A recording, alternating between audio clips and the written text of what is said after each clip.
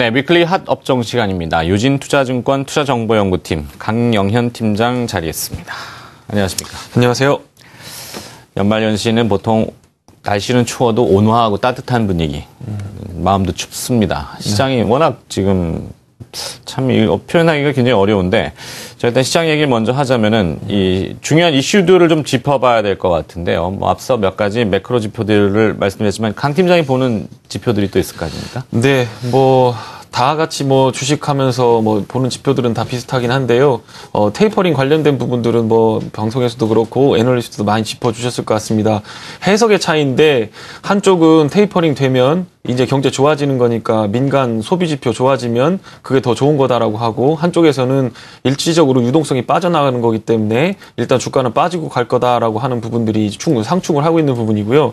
결국에는 여러 번 다뤄지고 여러 번 재료가 나왔던 것들은 시장이 그렇게 충격을 주지 않았다라는 부분들을 경험적으로 갖고 가는 수밖에 없는 것 같습니다. 다만 이제 우리가 지금 핵심적으로 보고 있는 부분은 환율인데요. 환율이 연말로 가면서 굉장히 중요한 변수로 떠오를 거라는 것은 제가 지속적으로 말씀을 드렸고, 달러를 지금 한창 보유하고 있는 기업들이 이 달러를 가지고 내년까지 쭉 들고 갈 것이냐, 아니면 연말에 정리를 하면서 붓클로징을 하고 갈 것이냐라고 하는 부분들이 결국 우리나라 외환시장의 키포인트다라고 하는 부분이고요. 수출 경상수지 흑자 규모가 사상 최대를 계속 경신하면서 나가고 있는 과정에서 이 환율이라는 건 중시에서도 굉장히 큰 변수다라고 하는 부분이고, 전일 현대차그룹이라든가 IT주부터 시작하는 부분들이 많이 빠졌던 이유 중에 하나도 우리의 경쟁이었던 일본의 환율 자체가 큰 움직임을 보였기 때문이고요. 실제로 보시면 내수주 관련된 부분들로 주식이 좀 옮겨가는 모습들도 보실 수가 있기 때문에 저희들은 이 환율이 가장 중요한 변수가 될 거다. 그동안에는 12월에 있었던 모멘텀에 대해서 기대를 많이 했었습니다. 배당부터 시작을 해서 프로그램 매수, 그다음 윈도우 드레싱 같은 부분들로 12월 달 장 한 달을 거시경제 변수와 동떨어져서 좋게 보고 있는 장으로 판단을 하고 대응을 하려고 전략을 짜고 있었는데, 갑자기 매크로 변수들이 흔들리기 시작하면서 이쪽에 대한 대응 전략을 세우기에 좀 바쁘다, 이렇게 좀 보시면 될 것 같고요. 환율이 여기서부터 빠지기 시작한다고 한다면 장이 크게 오르기는 어려운 상황인 것 같다, 이렇게 좀 정리를 해드리겠습니다. 네. 자, 12월 초입에 이제 투자자분들의 이제 마음을 잡으려면은 마인드 설정? 기준이 필요합니다. 기준을 네. 어디에다 두고 매크로를 다 분석하기에는 너무 어려운 것 같고요. 중심을 좀 잡아줄 필요가 있는데 어떤 아이템이라고 해야 될까요? 투자 네. 힌트를 좀 주시죠. 네, 지금 변곡점이라고 하는 부분이요. 결국엔 IT주가 그동안 시장을 이끌었고 수출주들이 굉장히 큰 어떤 사이클을 그리면서 올라왔는데, 이 부분에서 환율이라는 변수가 등장을 하면서 꺾이는 부분에 연말을 맞이했다라고 하는 부분이 굉장히 중요한 것 같습니다. 그동안 연말은 10번, 15번 이렇게 계산을 해본다면 두세 번 빼놓고는 전부 다 12월 장에서는 윈도우 드레싱 효과가 있었다라는 부분을 생각해 본다면요. 어떤 부분에서는 그 프로그램 매수라든가 연기금의 배당 투자라든가 보험사들의 주식 매수 등을 예측을 해볼 수가 있는 상황인데, 실제적으로 보면 12월 초부터 매수가 들어와야 되는데 안 들어오고 있습니다. 중소형주 쪽에서도 증권가의 루머가 펀드를 4,000억 정도 조성한 연기금이 중소형주를 윈도우 드레싱을 할 거다라고 생각을 하면서 바짝 하루 정도 올랐던 장이 있었는데, 어제 엊그제 매물이 떨어지면서 실제적으로는 그게 뜬 소문이 아니냐라는 얘기들이 나오고 있고요. 다만 우리가 봤을 때 한 가지 변곡점에서 중요한 부분들은 그동안 많이 올랐던 주식들은 계속 매물이 빠지고 있습니다. 그리고 밑으로 쭉 빠졌던 대차 잔고가 굉장히 늘었던 부분들은 대차 잔고가 순식간에 줄어드는 그런 경우도 있기 때문인데요. 주식을 빌려서 공매도를 쳐놓고 그것을 갚는 과정에서 하루 이틀 이게 공매도가 다시 환매수가 된다라는 소문이 나기 시작하면 주가가 급등을 하기 때문에 하루 이틀 만에 갑자기 주식이 매수세가 들어오는 부분들이 있다라는 부분이고, 장기적으로 지금은 12개월이나 9개월 정도의 매도 포지션을 가지고 기관 투자가가 누적 순매도를 굉장히 많이 보이고 있는 종목들은 갑작스럽게 매수가 들어올 수 있는 가능성이 있기 때문에 중소형주 쪽에서 실적이 나오고 3, 4분기를 거치면서 저점 통과하는 종목들에 대해서는 충분한 매수 기회뿐만 아니라 상승폭도 3, 40% 이상일 줄 가능성이 있다, 이렇게 좀 보여지고요. 그렇기 때문에 배당 매력 관련된 부분과 숏커버링과 같이 가는 종목들을 한번 살펴보시면 큰 무리 없이 12월장은 보내실 수 있을 것 같다, 이렇게 좀 정리를 해드리겠습니다. 네, 이 대차 거래 관련 붓클로징 이렇게 표현했는데, 그러니까 주식 공매도를 하기 위해서는 주식을 빌려 와야 되고, 그 빌린 주식을 연말 전에는 일정 부분 또 갚아야 돼. 네. 수식으로 갚아야 되는 거죠. 네. 그래서 이제 장부를 마감한다. 그래서 북클로징인데 네.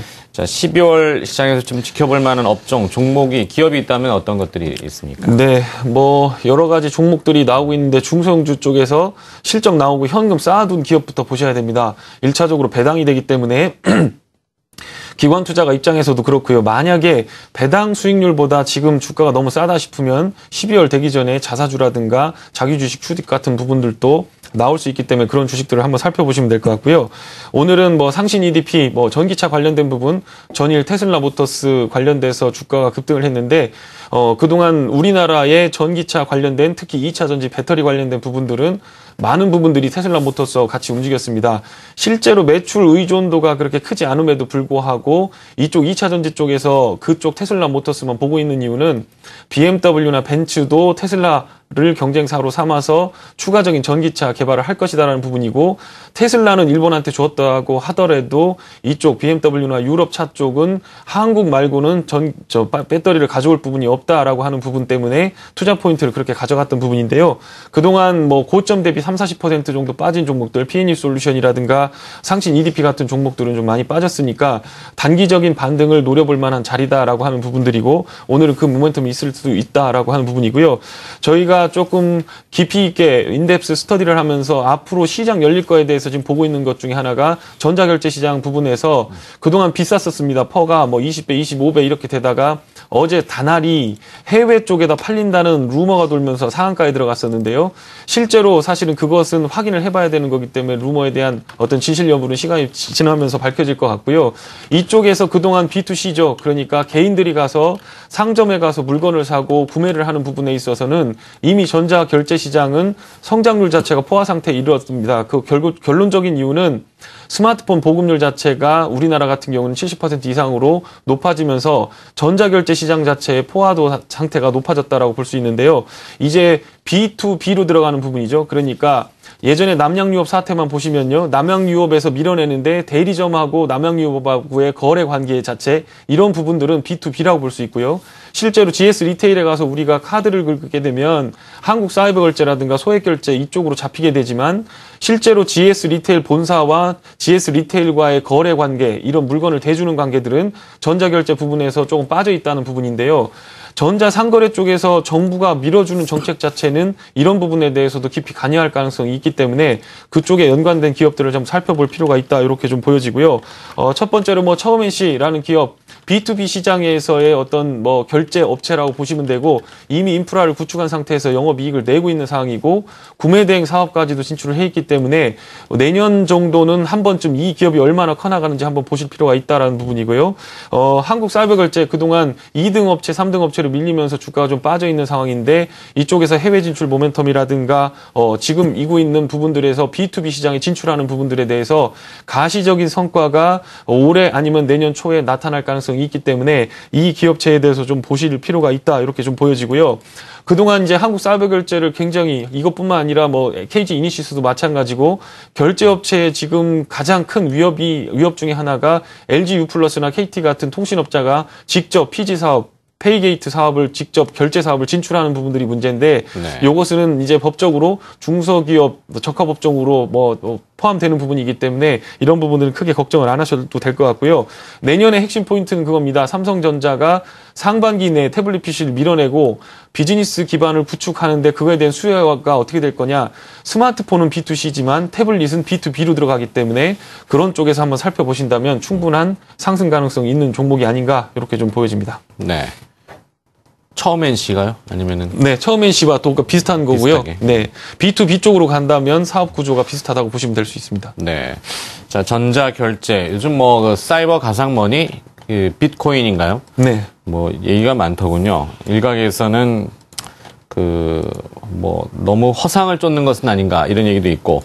근데 그만큼 이제 생활이 변하다 보니까 그런 얘기들이 이제 회자가 되고, 사실 리얼하게, 실제적으로 실체가 존재하는 것들은 이런 B2B 사업을 하는 기업들, 그리고 또 결제 관련 업체들. 그래서 오늘 처음NC와 한국사이버결제, 네. 상신 EDP는 결제 쪽은 아니죠. 네, 그쪽은 뭐, 전기차? 예, 2차 전지가 2차 전지? 뭐, 그 포장재를 만드는 부분이기 때문에. 네. 근데 이런 뭐 기업들이 미래를 볼 수 있는데 최근에 대차거래 공매도와 관련해서 주가가 좀 많이 떨어져 있을 수 있고 네. 그것이 이제 환입이 되면은 좀 재가치를 받을지 않겠냐. 이것이 네. 이제 12월의 투자 아이디어. 네. 이렇게 보면 되겠군요. 네.